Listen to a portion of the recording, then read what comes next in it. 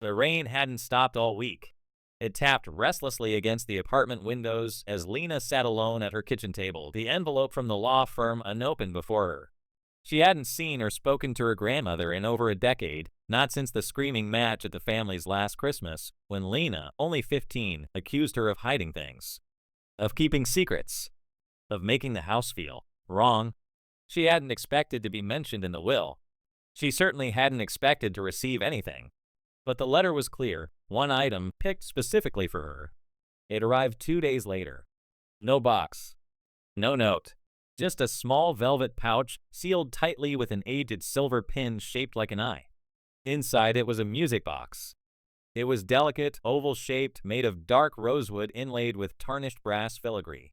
A faint floral pattern wound around its sides like ivy choking a fence. The lid bore a tiny etched scene, a forest of dead trees and a crescent moon. It was beautiful in the way forgotten things are, quietly unsettling, like it belonged to a child who hadn't grown up quite right. There was no winding key, no battery port, no latch. But when Lena tilted it in her hand, it felt strangely warm. That night, the music box played for the first time. She was already in bed when it began. At first, she thought it was her phone, or maybe a neighbor's TV bleeding through the thin walls. But the melody was too soft, too slow. A lullaby, yes, but twisted slightly off-key, like it had been learned phonetically by something that didn't understand music. She followed the sound to the living room. There it was, sitting exactly where she'd left it, on the side table beneath the lamp. The lid was shut. The tune continued anyway, drifting through the dark like fog through trees. Tentatively, Lena reached for the lid and lifted it. Click. The melody stopped. The box was empty. No twirling ballerina. No gears or levers or cylinders. Just a hollow velvet-lined pit inside, like a tiny coffin for something that didn't need a body. And then the light bulb above her head flickered. Just once. But enough to make her close the lid again, gently, carefully, as if afraid it might bite. She told herself it was old, that it had some kind of hidden mechanism, that her grandmother had simply wanted her to have something pretty, something harmless. But Lena didn't sleep that night. And in the silence just before dawn, the music box played again. Only this time, it was louder. The next morning, Lena found the music box on the floor. She was certain she had left it on the living room table. It now sat beside her bed, as if it had moved on its own, or worse, been moved. She stared at it for a long moment before touching it, as though it might be warm again. It wasn't. It felt cold this time. Damp, even, as if it had been outside during the night. She tucked it back in the velvet pouch and shoved it into her closet behind some sweaters. Out of sight. Out of mind. But that evening, the lullaby returned. She heard it faintly as she brushed her teeth, just a few notes drifting beneath the hum of the bathroom fan. She paused, leaned out into the hallway. Nothing. She chalked it up to nerves. Lack of sleep. The box was tucked away and couldn't be playing. She left the light on when she went to bed, hoping to feel more grounded. But around 3 a.m., she woke to a soft humming. Not from the box. From inside the walls. It was faint, barely audible over her own breath, but undeniably there. The same tune, slow, wrong, clinging to her skin like humidity. It didn't sound like a recording. It sounded human. A woman's voice, old and cracked like dried paint, humming the lullaby as if trying to remember it from long ago. Lena pressed her ear against the wall. The sound seemed to come from every direction at once. She whispered, "Hello?" The humming stopped. That night, she dreamed for the first time. In the dream, she stood at the edge of a narrow hallway that stretched on forever, wallpaper peeling in long curls like dead skin. At the end of the corridor stood a woman in a heavy black veil. Her dress touched the floor like spilled ink. Her back was to Lena, but her shoulders trembled. She was sobbing, quiet, breathless sobs like someone grieving in secret. Lena tried to move, but her feet wouldn't lift. She opened her mouth to speak, but no sound came out. Then the woman turned. Lena didn't see her face, only the veil. But the music box melody began to play from somewhere behind her. The woman's sobs stopped. And without a word, she reached for Lena. Lena woke with a gasp, cold sweat sticking her nightshirt to her back. Her bedroom was dimly lit by the morning sun. The first thing she noticed was that her door, normally locked, was slightly ajar. And the music box? It was back. sitting on her nightstand this time. Lid closed. Waiting. Lena stopped trusting herself by the end of the week. At first, it was small things. A glass she didn't remember using moved from the kitchen sink to her bedside table. Her keys ending up in the freezer. Her cat, no, wait. She didn't own a cat. So why had she found a trail of cat hair leading into her closet? But it was the notes that made her start checking the locks 3 times a night. The first one was on the bathroom mirror, scrawled in black eyeliner she didn't remember buying. 4 words. Jagged handwriting. Her handwriting. Don't let it finish. She stared at the message for what felt like an hour before wiping it clean. Maybe she'd written it in her sleep. Maybe it was a prank. She wanted to believe that. But then came the second note, this time tucked under her pillow like a forgotten letter. It's already on verse 3. Hurry. That night, she sat on the floor of her living room, the music box still sealed inside the pouch across the room. Her phone recorded everything. She watched the footage live, needing to prove to herself that she wasn't losing her mind. Around 2:14 a.m., the music started. She hadn't moved. The pouch remained untouched. Still, the tune played, quiet and sorrowful, like someone singing themselves to sleep after a funeral. But Lena noticed something different this time. The melody was longer, more structured, like it was building towards something. She turned off the recording and opened her notebook. She started writing out the music by ear, something she hadn't done since her high school piano lessons. The rhythm was fractured, strange, but she could make out repeating sections. Verses. 7, maybe 8 stanzas, she guessed, if it followed traditional structure. And if the second note was right, it was already nearly halfway through.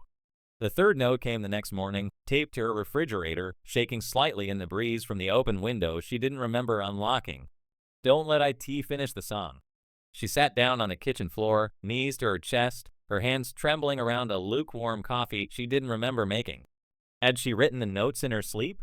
Or had someone been inside? She didn't know which answer scared her more. By the time Lena decided to destroy the music box, she was barely holding on to her own sense of reality. The notes had become more frantic, more insistent. They were no longer just warnings. They felt like commands, like a voice inside her head whispering that she was running out of time, that she had to act before the music finished, whatever that meant. But the box still sat on her dresser, watching. It had been playing every night, sometimes soft and haunting, other times louder, almost forceful, as if it were begging to be heard. And yet, every time Lena tried to look inside, she found it empty. It was as if nothing was truly playing it. No mechanism. No strings. Just sound, like the very air had taken form. She couldn't take it anymore. This thing, whatever it was, had a hold on her. And the only way to break free was to end it. To destroy it. The next morning, after another sleepless night, listening to the lullaby crawl under her skin like a parasite, Lena took the box into the backyard. She had a hammer. A sharp, heavy tool meant to crush nails into wood. She wasn't sure why she'd picked it, but the weight of it felt right in her hands, like it could end this nightmare in a single, brutal blow. Lena brought the hammer down. The box didn't break. Instead, it screamed. Not a sound. Not a noise. But a high-pitched, unnatural shriek that pierced the air like 1,000 nails on a chalkboard, splitting the calm of the backyard in half. The hammer flew from her hand as if it had been repelled by some invisible force. Lena fell backward, hands clutched to her ears. The screech continued, a sound that was more in her skull than in the world around her. It felt like it was vibrating her very bones. It was inside her now. Inside her mind. The pain was unbearable. But then, something else. Warmth. Wetness. Her fingers trembled as she pulled them from her ears, and she realized, too late, that they were covered in blood. Her blood. Not a trickle. Not a cut. But a stream flowing from her ears like a slow, deliberate leak. The world spun. The edges of her vision darkened. The hammer. The box. The blood. It all became one swirling mess as she collapsed onto the grass, her mind barely able to grasp what was happening. But she knew one thing. The box wasn't done with her yet. The screaming stopped. Her ears bled for hours after. The sound still echoed in the hollow of her head, like the sound of something struggling to breathe in a closed room. When the bleeding stopped, she couldn't hear anything anymore. Nothing at all. But she knew it was far from over. The music began again. Lena spent the next few days in a fog, disconnected, dizzy, and deeply unsettled. The blood had stopped, but her ears still felt like they were filled with cotton. The music box was now silent, but that didn't bring any peace. The absence of sound was worse than the music itself, as if the world had become hollow, waiting for something unspeakable to happen. But the strangest thing, the most unnerving thing, was how time seemed to unravel. It wasn't just the hours slipping through her fingers. Lena would look up from her phone or a book, and several hours would have passed without her noticing. Once, she woke from a nap at 4 p.m. and glanced at the clock to see it was already 9 p.m., as if she'd been sleeping for a full day, not just a few hours. It made her stomach twist with a gnawing unease. One night, she did something she swore she'd never do. She checked the security footage. Her living room camera had been running all night, and when Lena sat down to watch the footage, she was hoping to see nothing. Maybe she'd just slept through something. Maybe the paranoia had gotten to her. But what she saw wasn't sleep. It was her, standing motionless, her face blank, the music box open in her hands, its lid raised to the ceiling. She hadn't even noticed she was watching herself. Her figure was eerily still, like someone had hit the pause button on her life. And then came the real terror. Behind her, out of focus in the darker corner of the room, a shadow moved. The figure wasn't quite human. Its shape was distorted, elongated, twisted, as if its form was too tall, its limbs too stretched. The most disturbing detail? The shadow had Lena's eyes. Not exactly her eyes, but the same empty, hollow gaze. A pair of eyes that glimmered in the dark with an unnatural shine. A reflection of herself. Or something trying to be her. The figure stood still for a moment, as Lena's body stayed frozen, the music box gently turning on its own, as if someone unseen had wounded it. The shadow didn't seem to care that Lena was there, watching from the corner of her eye. It just stood, watching. Her eyes. Suddenly, the shadow reached out, the fingers twitching as though it wanted to touch her face. It stretched closer, its movements fluid, too fluid, wrong. Lena leaned in, heart hammering in her chest, desperate to see more, desperate to understand. But as she did, the figure vanished. And so did the rest of the footage. The screen blinked once, and the recording ended. It was just gone. No more. No more footage. No more hours. Lena stared at the screen, mind reeling, her breath catching in her throat. But what terrified her most wasn't that the footage had vanished. It wasn't that the shadow had her eyes. It was that the shadow had been standing behind her all along, watching her. And now it was inside her. It was in her eyes. Lena's world had become a place of shadows and fragmented memories. Her skin felt like it was crawling with unseen hands. She had to know more, had to understand what was happening to her body, to her mind. The music box was a key, she was sure of it. But it had led her to nothing but terror and broken time. The attic seemed like the only place left to look. Her grandmother's house had always felt oppressive, a maze of half-forgotten things and cluttered memories. Now, though, it was more than that. Every creaking floorboard, every draft that slipped beneath the eaves, felt like it was watching her. As she ascended the narrow staircase to the attic, Lena felt her pulse quicken. The air grew thicker with each step. The attic was a time capsule. Dust choked the air, and the floor creaked with every step. A series of old trunks and boxes sat in the far corner, their surfaces yellowed with age. At first, Lena thought it would be more of the same old clothes, forgotten books, half-remembered trinkets. But then she saw it. Tucked inside a wooden chest, buried beneath a pile of old photographs, was a leather-bound journal. The cover was faded and cracked, as though it had been sealed away for decades.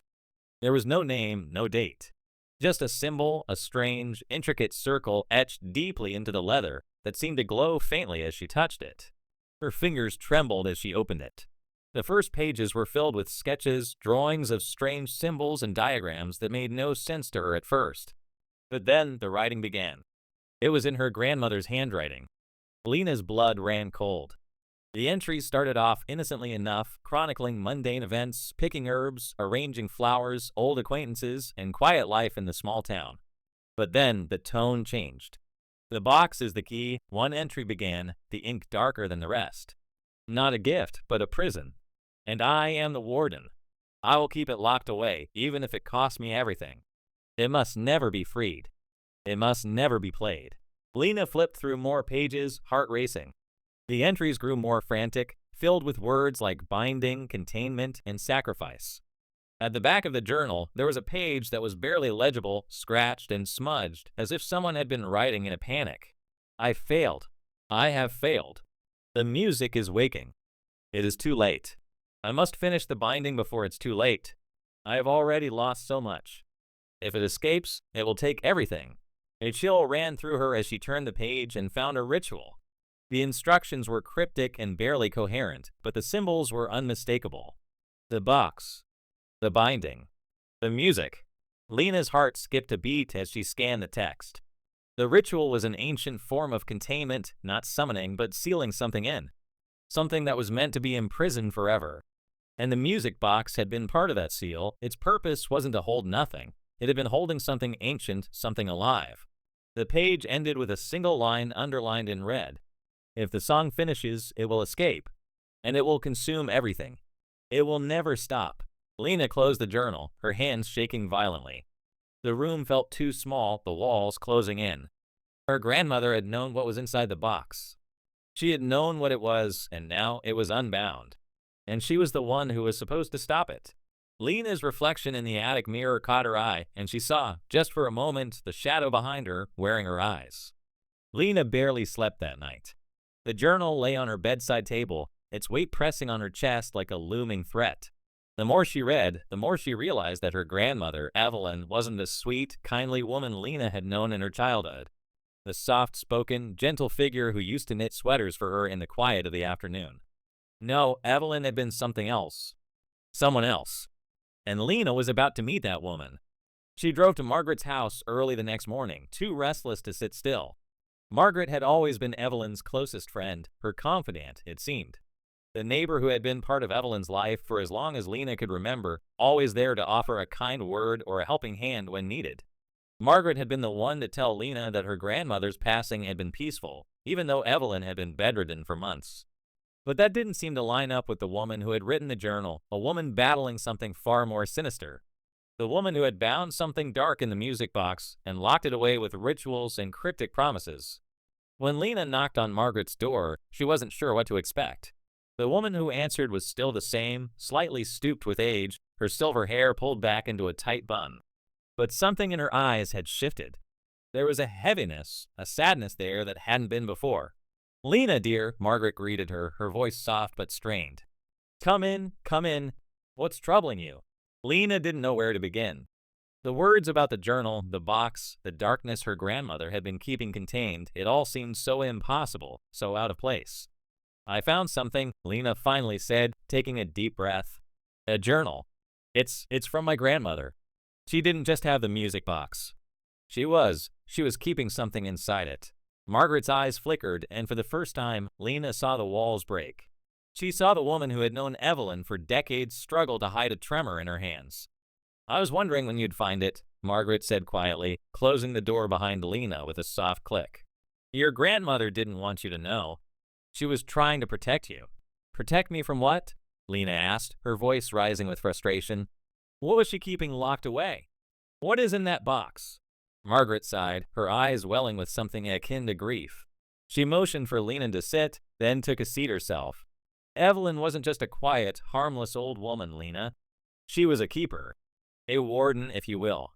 Lena's blood ran cold at the word. Margaret's gaze grew distant, like she was seeing something far beyond the present moment. "Your grandmother wasn't just into old wives' tales or simple crafts. She was a practitioner of containment. Not witchcraft, mind you. It wasn't about spells or curses.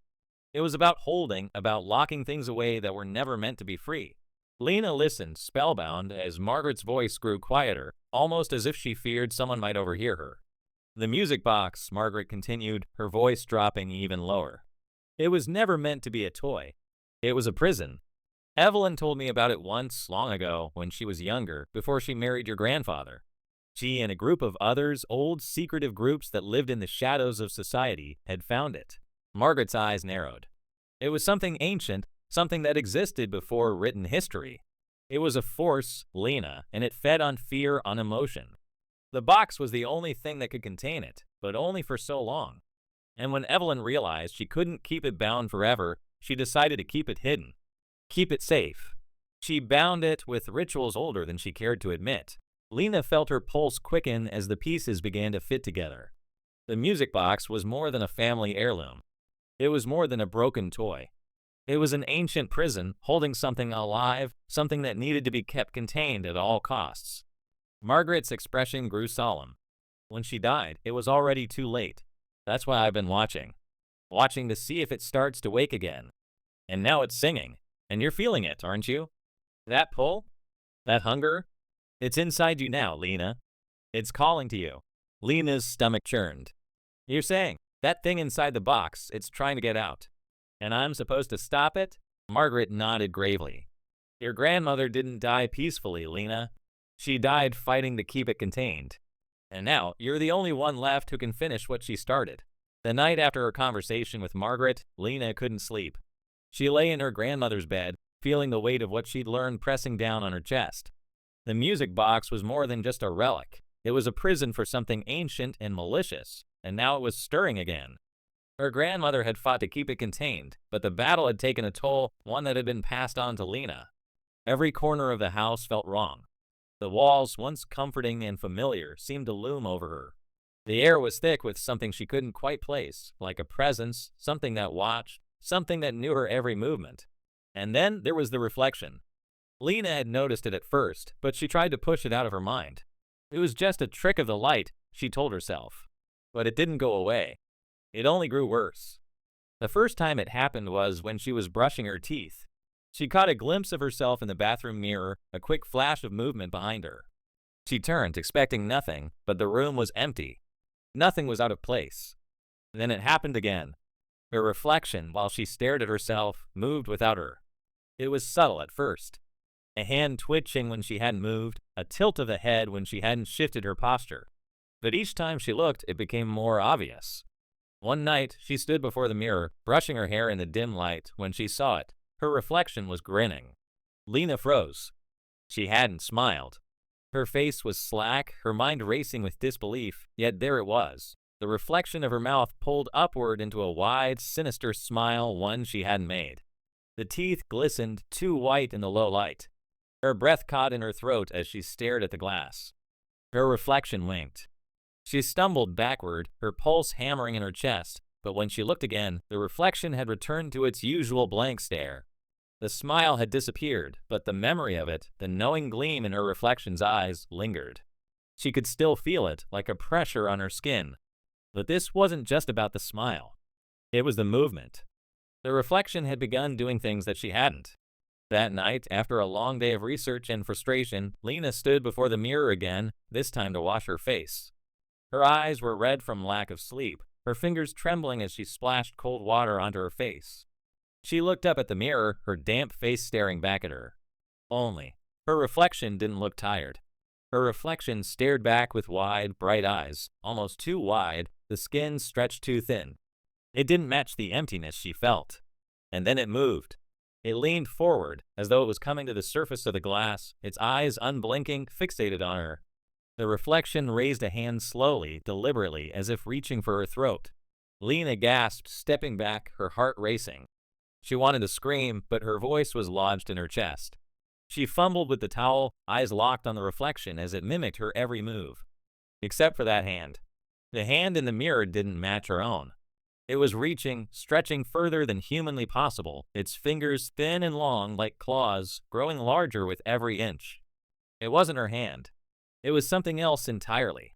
Lena reached for the mirror, desperate to push it away to make the reflection stop. But before she could touch it, the reflection's hand grabbed her throat. Her own fingers jerked involuntarily, as if they were controlled by a force far beyond her. She gasped for breath, but the hand in the mirror didn't loosen, it tightened. For a moment, she couldn't breathe, couldn't think. She stared into her own eyes, but they were no longer hers. They were the eyes of the thing in the mirror. Cold. Hollow. Empty. Then, with a scream that ripped through her throat, she swung at the mirror. The glass shattered into thousands of pieces, each shard reflecting a twisted version of her face, warped, fractured, each one showing a smile. A grin that stretched unnaturally wide. Lena collapsed onto the floor, gasping for air, her hands clutching her throat. The shards of glass lay scattered around her, each reflecting her distorted image, each one showing a different version of herself. As she staggered to her feet, one last reflection caught her eye. In one of the shards, her reflection stood. But this time, it was standing behind her. The eyes that looked back at her were cold, utterly, disturbingly cold. And as she turned, it smiled. The music box played again that night. Lena had stopped trying to make sense of it. It didn't follow any pattern. Sometimes it played when she was wide awake, other times when she was in the deepest part of her sleep, like a creeping shadow that never quite left. The lullaby, once faint, had grown louder, as if it was calling to her, coaxing her into a dark rhythm that reverberated in her very bones. But tonight was different. She had been sitting in the living room, reading through more of her grandmother's journal, when she felt the familiar chill in the air. The soft, off-key lullaby floated through the house, like a whisper carried on a wind that wasn't there. It seemed to seep from the walls themselves, its source no longer identifiable. The song had no clear origin. It came from everywhere. The walls, the floor, even from deep within her own chest, like the haunting echo of something alive. Her hands trembled as she closed the journal. She had been feeling off for days now, disconnected from herself, like pieces of her mind were being slowly pulled away and replaced by something darker. When she closed her eyes, she saw things. Not memories, not dreams, but fragments, flashes of shadowed faces, distorted eyes, murmured words she couldn't quite catch. And always that damned song, the lullaby at the heart of it. It was like it was inside her now, and she could feel it every time it played. It pushed against her thoughts, clawing its way deeper and deeper into her consciousness. It had been hours since the last time the box had played. Lena had tried to block it out, tried to turn her attention to something, anything else. But the song didn't care. The music box sat there on the mantelpiece, silent for the moment. But it wasn't the box that was playing now. It was inside her. Her heart thudded loudly in her chest as the lullaby drifted into her mind, each note piercing her thoughts. She pressed her palms against her ears, but it didn't help. The melody was louder now, almost deafening. She couldn't escape it. It was in her mind, in her soul. "Stop," she muttered under her breath, trying to steady herself. But she wasn't speaking to the box. She wasn't even speaking to herself. She was speaking to the thing that was pushing its way into her. The thing that was feeding on her. Her thoughts began to fray, unraveling in the wake of the song. Words became disjointed fragments, memories blurred into nothingness, and each time the lullaby reached a new note, a new part of her mind was swallowed up. She could feel it, her grip on reality slipping like sand through her fingers. The worst part? She could feel herself changing. Not just mentally. Physically. She moved to the bathroom, trying to splash cold water on her face, trying to regain some semblance of control. She stared at her reflection in the mirror, the same face staring back at her, but something was wrong. Something was off. Her eyes were too wide, the pupils dilated and unfocused, as if the song had replaced her ability to recognize herself. As she reached for a towel, she felt it, the sudden, overwhelming urge to follow the song, to let it take her deeper, to let it swallow her whole. Her fingers trembled as she pressed them against the cool ceramic sink, the lullaby echoing louder in her ears. It was no longer just a song.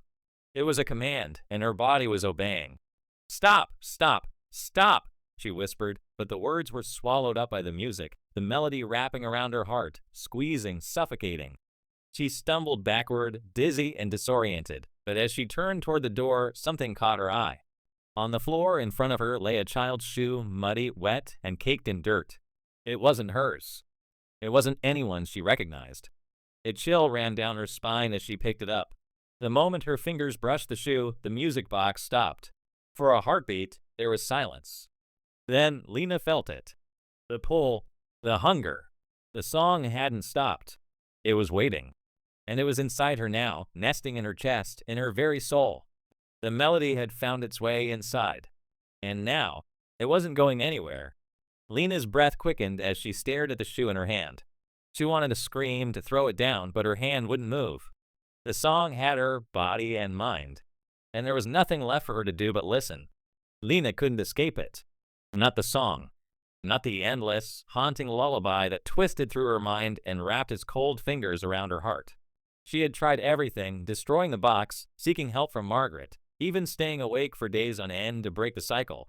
But every time the lullaby played, it was like the world shifted under her feet, pulling her deeper into something she couldn't understand and couldn't escape.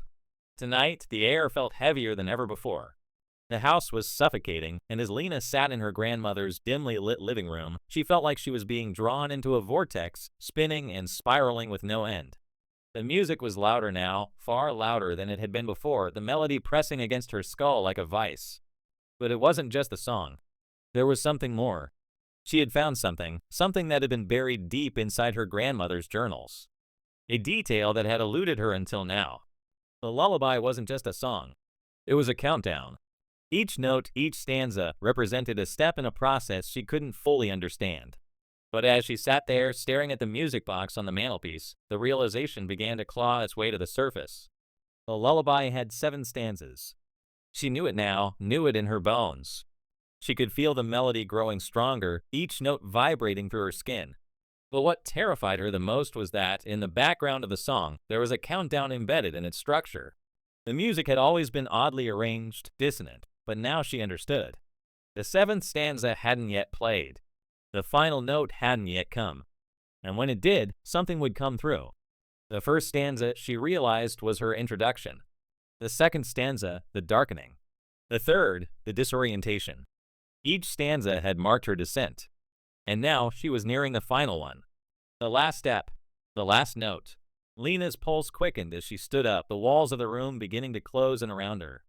She could feel her reflection again, always lurking just behind her thoughts, pulling at her consciousness. It was as though the very act of understanding the countdown had cracked open some kind of hidden door in her mind, one she didn't want to open. But it was too late. The box played again. Lena's heart dropped into her stomach as she heard the lullaby fill the air. She could feel it. It was coming. She knew the last stanza was near, and she had no idea how to stop it. She couldn't break the box. It screamed at her when she tried before. She couldn't escape the song. It followed her everywhere. The music filled her ears, louder now, as though it was directly inside her skull. She stumbled back, eyes wild, her breath ragged as she grabbed at her chest. Her body was no longer her own. The song was beating inside her, resonating with the rhythm of her own heart. The space between her ribs had become a drumbeat, and the music was its pulse. It's a countdown. She could hear the notes clearly now, like each one was stretching across time itself, pulling her closer to a point she couldn't avoid. With every passing second, her sense of reality slipped further. The shadows in the room began to stretch, and the edges of her vision blurred, becoming hazy and indistinct. She could feel the weight of something pressing against the air. It wasn't just the song anymore. It was presence, dark and thick, pressing against the fabric of her reality. Her body shook, her limbs unsteady. She could feel it now. The final note was coming. And then, a crash. The lights flickered, and the room seemed to shift, contorting and stretching around her. The box was playing faster now, almost as though it were urging her toward something. She couldn't see clearly, but she could feel it. The final note was near. She stumbled to the door, desperate to flee, but as she reached for the handle, her fingers froze. The room was no longer still. It was alive. And then the last note rang out. It was not a sound she could hear. It was something she felt deep within her chest, a vibration that seemed to shudder through her bones. The room darkened, shadows growing long and twisted as the final chord crashed into her mind. Lena's breath stopped. In the silence that followed, she felt something shift deep, deep within her. The air grew impossibly thick, pressing in from every direction, and the walls felt like they were closing in on her, like the space itself was contracting around her. The music stopped, and then she heard it, the whisper. Not from the box, but from somewhere else. It was a voice, low and ancient, calling her name. Lena. Her legs gave way, and she collapsed to the floor, her vision flickering in and out of focus. She reached out for the music box, but it wasn't there. It was no longer on the mantelpiece. Instead, there was a figure wearing her eyes. Lena's head was a fog of confusion. She couldn't tell if she was awake or dreaming anymore. Every moment felt like a blend of both, and the world around her shifted like a dreamscape, where nothing held its shape. The music box, or whatever it had become, was silent now. But the effects of the final note still rippled through her mind. The shadows had deepened, and her body felt distant, like she was wearing someone else's skin. She had to focus to remember that she was Lena, the same Lena who had inherited that cursed object, the same Lena who now felt a growing emptiness in her chest that matched the growing weight in her mind. But tonight, something else had found its way into the space that had once been hers. In the dim light of the room, Lena saw a sealed letter resting on her grandmother's desk. It hadn't been there before. She would have noticed it. But now it was there, a simple brown envelope with no markings, except for the name written in elegant, looping handwriting, Evangeline. It was dated 1892. The air in the room grew even colder. Lena's heart skipped a beat as she stared at the name. There was something about it that felt familiar, like a whisper just beyond her reach. She reached for the letter, her fingers trembling as she carefully broke the seal. The yellowed paper crinkled as she unfolded it, and she scanned the message written inside. He promised to love me forever. Now he sings to me from inside the box. Lena's breath caught in her throat. The words felt wrong. The name Evangeline felt wrong. They weren't just words, they were an echo. The letter seemed to pulse with a quiet, terrible energy. It was as though something had been trapped within it, an old, forgotten pain leaking through the ink. The handwriting, looping and perfect, had a strange quality to it, like it was written by someone who already knew what would happen. Like it was written by someone who had already lived this nightmare. She stared at the words. Her chest tightened as the memory resurfaced, a flash of something far deeper than simple recognition. The name Evangeline was too familiar. Too close. Lena wasn't sure if she should be afraid of what she was about to do, but she felt compelled to turn over the letter. And when she did, her eyes fell on the portrait. The girl in the portrait looked back at her. She was young, maybe 15 or 16, with delicate features and dark, curious eyes that seemed to follow Lena as she stared. Her face was framed by long, flowing hair, and she wore a simple white dress, as though someone had caught her mid-laugh, mid-life. But the chill running down Lena's spine told her that the smile was not one of joy, it was one of desperation. Evangeline. Lena gasped, her hand pressing to her chest. The girl in the portrait looked exactly like her. The same dark eyes, the same wavy brown hair, the same delicate bone structure. It was her. Lena's mind raced. How was that possible? The image, the connection, it was like staring into a mirror, only the reflection was from a time long before her birth. But the portrait wasn't the only thing that unsettled her. The name, Evangeline, kept echoing in her mind. Evangeline. Evangeline. And then it hit her. The music box. The lullaby. The binding. Everything that had been happening to her was a repetition of someone else's story. A story that had already been told, and one that had now become hers. But who was Evangeline? The sound of the lullaby filled the air once again, low and haunting. The music wasn't from the box, it was in the room. It was in her mind. It had been there all along, echoing, waiting for her to understand. The tune, which had been so familiar, was now more than just eerie, it was suffocating, a broken record that played in perfect harmony with Lena's own rising panic. The portrait of Evangeline seemed to pulse with the rhythm of the music, her eyes watching Lena, unblinking, knowing. The same dark eyes, the same face. They weren't just familiar. They were a mirror. And Lena finally understood. Evangeline had been here before her. This was her fate, too. The lullaby was never meant for just one person, it was meant for anyone who came after. It was a cycle, a curse, and now Lena was in it. The girl in the portrait wasn't just someone who had lived before her. She had been Lena. Evangeline was her predecessor. Lena's mind raced, but the connection was too overwhelming. The final note of the lullaby was coming for her, just as it had for Evangeline. And when it did, Lena wouldn't just be the one listening to the song. She would become part of it. A face in the mirror. A name in the past. The next cage. Lena's reflection was no longer her own. The sensation had been creeping up on her for days, but now it was undeniable. She couldn't escape the feeling that she was being watched, not just by the shadows or the whispering voices, but by the person who shared her own face, watching from the mirrors and from the corners of her vision. It had started with a strange feeling of pressure in her chest, as though something heavy was nesting inside her ribs, pressing against her heart. At first, she dismissed it, just stress, maybe exhaustion from the sleepless nights, or the mounting dread that had gripped her since inheriting the cursed music box. But the pressure didn't go away. It only grew worse. And then it began to hum. It was a low vibration at first, almost imperceptible. A faint buzzing, like a tuning fork vibrating deep within her chest. But as the days passed, it grew louder. More insistent. Now, as Lena sat in her grandmother's kitchen, staring at the reflection of herself in the polished surface of the countertop, she could hear it more clearly. The lullaby, that haunting melody, wasn't just filling the space around her. It was inside her. The song was buried deep within her, lodged somewhere inside her ribcage, and it pulsed with a terrible rhythm, her heart beating in time with the music. But it wasn't just the music. It was something more, something twisted and ancient, like a presence that had settled inside her, taking root. She felt its weight with every breath she took. Every inhale, a small shift in her chest, like a subtle movement, an almost imperceptible flutter under her skin.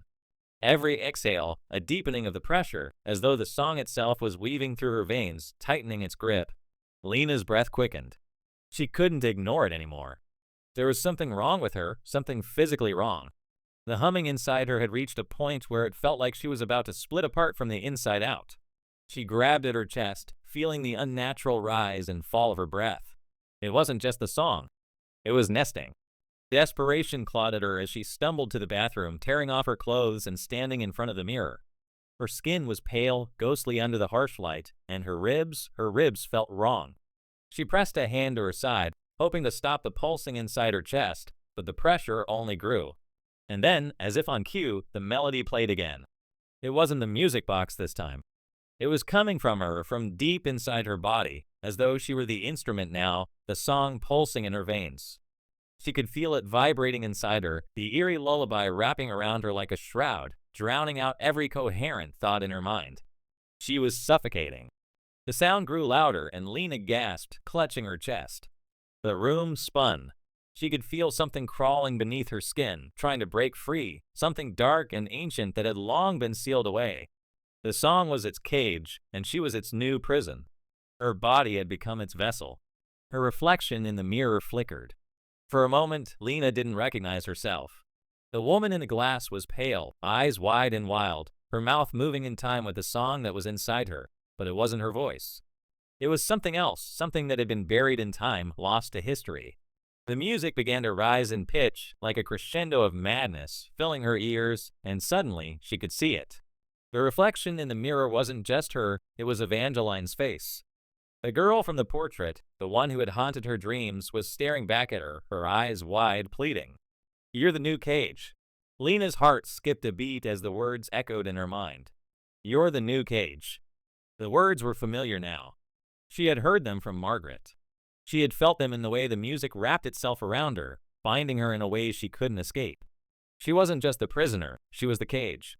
Her ribs ached, her breath shallow, as the music inside her reached a fever pitch.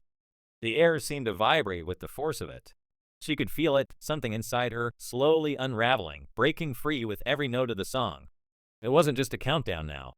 It was the moment of release. And then she saw it. The shadow in the corner of the room. The one that had been watching her for weeks. It was solid now, dark and looming, taking shape. It had no face, no form, only the shape of a man, or something that had once been a man. And it was watching her with its cold, empty eyes. Lena's vision blurred as she stumbled backward. The shadow shifted, moving closer, and she felt it, the presence, pushing against her chest, as if it were trying to escape. The music was a heartbeat now. Her heartbeat. The shadow was the song. The song was the shadow.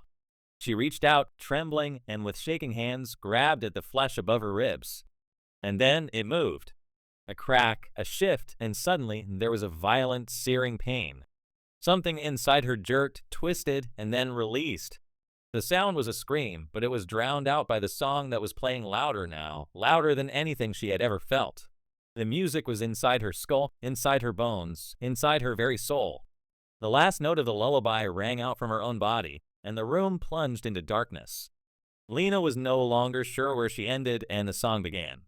Lena's world was upside down. The rhythmic pulse of the music had slowed, its once relentless melody now reduced to a low, dragging hum inside her chest. It was quieter, almost comforting, but there was nothing comforting about it. Every moment felt like it stretched on forever, as though time itself had been corrupted by the lullaby that was now forever entwined with her heartbeat. It started with the mirrors. She'd been avoiding them, avoiding her reflection after the last encounter. The face that stared back at her wasn't hers anymore. It was something else. The shadow, the girl, the thing inside her, they all lived within her now, and their presence felt like a living weight pressing against her skin. But the mirrors had a way of pulling her back, of forcing her to see what she didn't want to acknowledge. The reflection was no longer a simple duplication of herself. It was distorted. It began subtly. The way the corners of her eyes would twitch, how her reflection would blur for a second longer than it should have. Then her movements, too, slightly delayed, like her reflection was struggling to catch up. It was as though time in the mirror didn't move the same way it did in the real world. And then, one night, it happened. Lena was standing in front of the bathroom mirror, brushing her hair, when it struck her, the feeling that something was wrong. She blinked, watching her reflection. The delay in her movements had become more pronounced. Her hands seemed to move with a sluggish, unnatural grace, each motion happening just a moment after she had made it. She froze. For a split second, she could see it. In the mirror, her reflection wasn't just mimicking her. It was moving on its own. Her reflection's eyes were wide with fear, but it wasn't the fear she felt. No, this was a different fear, an understanding that had come too late. The person in the mirror had realized something Lena had yet to fully grasp. She wasn't in control anymore. The reflection began to move backward. Lena's hand, still holding the brush, was jerking in reverse, as though the mirror was playing some cruel game, rewinding her every action. She stepped back, horrified. The reflection followed, its movements a distorted, jagged version of what she did. Her mouth opened in shock, and the reflection did the same, but when she looked closer, she saw that her reflection wasn't simply copying her. It was mouthing words. She could barely make them out at first, just a series of twisted, silent motions, but then, with mounting dread, she read the lips, "Kill me before it finishes." Her heart skipped a beat. The music inside her chest pulsed louder, as though it had heard the words, as though it knew what they meant. The reflection mouthed the words again, its eyes wide with something more than fear, a plea. "Kill me before it finishes." Lena's stomach churned, her breath coming in shallow gasps. Was the reflection trying to tell her something? Was this a warning? She had no time to process it, no time to understand before the mirror flickered and the world around her seemed to blur. The inversion began.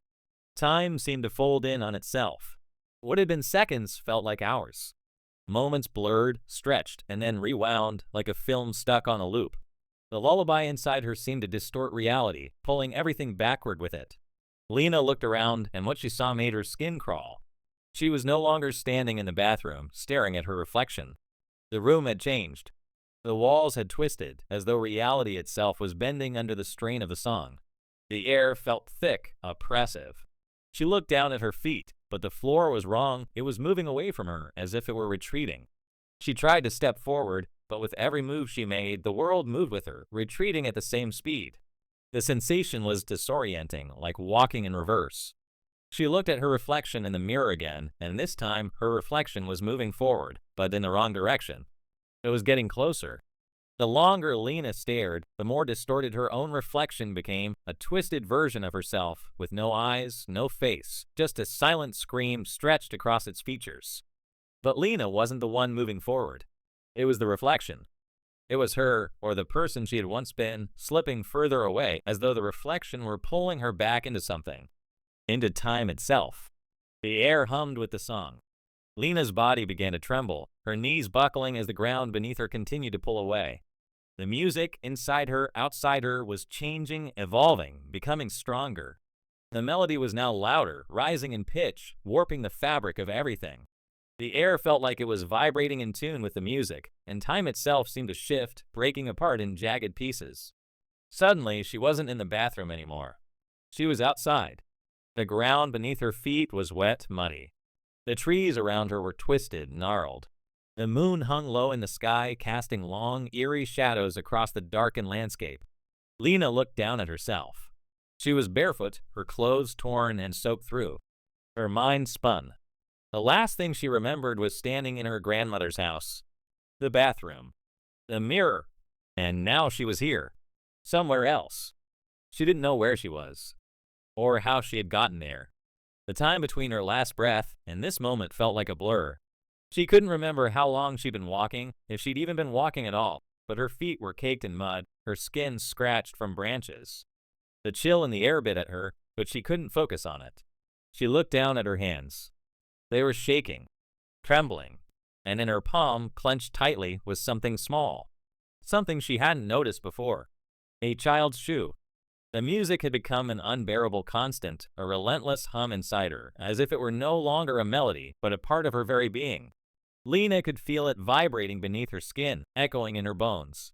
The song had warped, become twisted and jagged, pulling at her every thought, every breath. It was the only thing left in her world now. Nothing else mattered except the music and the truth that had been revealed to her. Her body was no longer her own. Her reflection had stopped mirroring her, stopped being her.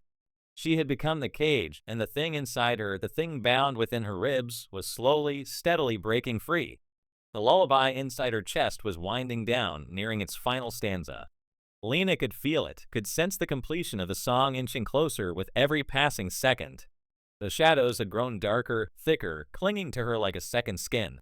The world had become a suffocating labyrinth of whispers, mirrors, and time slipping away. There was no more escaping. She was being pulled in, dragged toward the inevitable conclusion. But there had to be a way out. There had to be something she could do. Lena stumbled to her grandmother's attic once again, the place that had started it all, the place where the music box had been found, where she had discovered the terrifying truth of her inheritance. The box had been sitting there ever since, waiting for this moment, waiting for the song to finish. She couldn't let it finish. A breathless desperation clawed at her throat. She had tried everything, burning the box, smashing it to pieces, hoping to free herself from its grip. Each attempt had failed. Each effort had only drawn her deeper into the curse that had bound her to this thing. And now she knew the truth. The lullaby wasn't just a song. It was a countdown to the moment when the last note would ring out and complete the ritual that would set the thing inside her free. Lena approached the box, her hands shaking as she reached for it. The lid was already open and the soft, eerie melody began to play. Her heart pounded in time with the music, her body stiffening, her skin prickling with cold sweat. She was so close. She could feel it now, feel it inside her, moving beneath her ribs, clawing its way to the surface. The pressure was unbearable, like something was trying to tear through her chest. She gasped for air, trying to steady herself, but the song had become deafening, vibrating through her very soul. It was too late. The thing inside her was almost free. But there was still time. One final chance. She had heard the warnings, the cryptic notes in her handwriting, the advice from Margaret. Don't let it finish the song. But how? How could she stop it? It felt as if the music had already embedded itself into her very bones, a part of her she could never erase. She could feel it in her pulse, in her breath, in the air around her. The lullaby wasn't just playing from the box, it was playing from inside her, like it was part of her soul, singing to the very essence of her being. With trembling hands, she closed her eyes and whispered a silent prayer. She thought of her grandmother, of everything she had tried to protect Lena from. The rituals, the bindings, the curse. And then, in that moment of clarity, Lena understood. Her grandmother hadn't been trying to stop the song. She had been trying to delay it, to keep it at bay for as long as possible. The binding had never been meant to last forever. It was just a temporary prison. Lena had to make a choice. If she could break the song now, stop it before the final note played, maybe, just maybe, she could escape. But how? She had no choice but to try. Her fingers pressed against the edges of the box, the music pounding in her ears, her chest tightening with each passing second. She clenched her jaw, steeling herself, and forced herself to focus. Her hands were still shaking as she reached inside the box, feeling for the tiny mechanism that had once been there, searching for something that might still be able to stop it. The music played louder, faster, as if mocking her struggle. And then her fingers brushed something. Something cold, metallic. A key. A small, ornate key. It wasn't the winding key she had once seen. This one was different. This one was ancient, jagged, and it felt almost alive. Lena took a breath and twisted it into the music box. Nothing. The melody continued to play, louder, more chaotic. The shadows in the room darkened, pulsing in time with the music. Her reflection, her real reflection, was beginning to warp. It was shifting, becoming less human, less like her, and more like something else. The thing in the mirror was smiling, its mouth stretching unnaturally wide. She couldn't stop it. She couldn't finish the song. And then the final note played. It was sharp, painful, like a dagger to the chest. Lena's body froze. Her eyes rolled back into her head. Her breath stopped. The world around her tilted, the shadows in the corners of her vision warping and twisting into monstrous shapes. The music was no longer a song, it was a scream, a terrible, inescapable scream, ringing through her mind, tearing apart everything that had once been real. She collapsed to the floor, her body rigid, her limbs unresponsive. And then there was silence. The auction house was bustling with the usual hum of voices, the clink of glasses, and the shuffle of papers. It was an ordinary day for most of the buyers and collectors, their eyes darting from one antique to another, seeking rare treasures and curious oddities. The air was filled with the thrill of competition, everyone eager to claim something unique, something worth the price. But no one noticed the broken music box sitting quietly on the far end of the display table, its faded wood and tarnished brass detailing barely drawing a second glance. To the average eye, it looked like nothing more than an old, charming relic. Perhaps a few people might have wondered why it had been listed for such a modest price, despite its vintage appearance. A young couple entered the room, chatting quietly, both excited for the possibilities of the auction. They were looking for something special, a piece to fill the empty space in their new home. They walked past the more extravagant items, their eyes scanning the tables until they came to the corner where the music box sat. "Isn't it cute?" the woman said, lifting it carefully from the table. Her partner nodded, his fingers running over the intricate carvings on the wood. "It's got that antique charm, doesn't it? A little worn, but it's got character.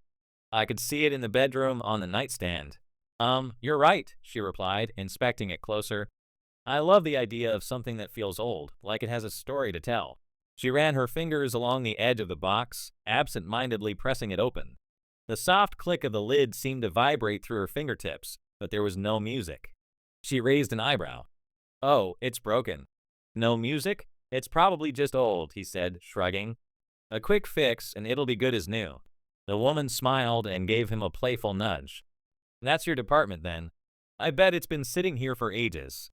Let's bid on it." The auctioneer's voice called out, announcing the start of the bidding for the small collection of antiques. The couple exchanged a glance before they raised their paddles, eager to make the music box their own. After a quick round of bidding, the hammer came down, and the couple was victorious. As they made their way to the counter, the woman cradled the music box gently in her hands. It was strange, though. Something about the weight of it felt off. Not heavy, but dense, like there was more to it than its outward appearance suggested. When they got home, they set the box on the nightstand as planned. The room was dim, the quiet only broken by the distant hum of traffic outside. The woman felt a strange sense of satisfaction. The box fit perfectly with the decor, old yet refined. The perfect touch for a space meant to be their sanctuary. But as they settled in, she noticed something unsettling. It was the silence. The stillness of the room felt wrong.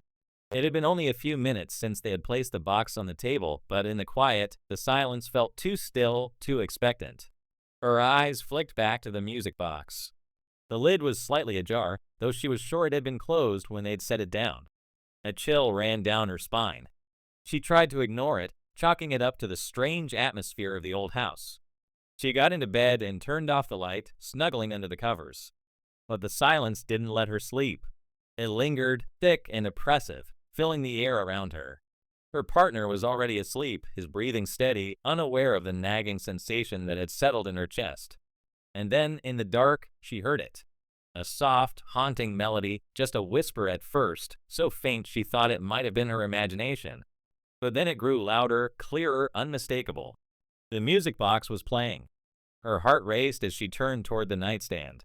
The lid was fully open now, the delicate notes of the song filling the room. The lullaby that had haunted Lena for so long. The tune that had driven her mad. The tune that had started it all. The woman reached out for it, her hand trembling as she touched the box. The music stopped abruptly, and for a moment there was nothing but the quiet hum of the room. But then, as she closed her eyes, she swore she heard a faint whisper, soft, insistent, and familiar. "Don't let it finish the song.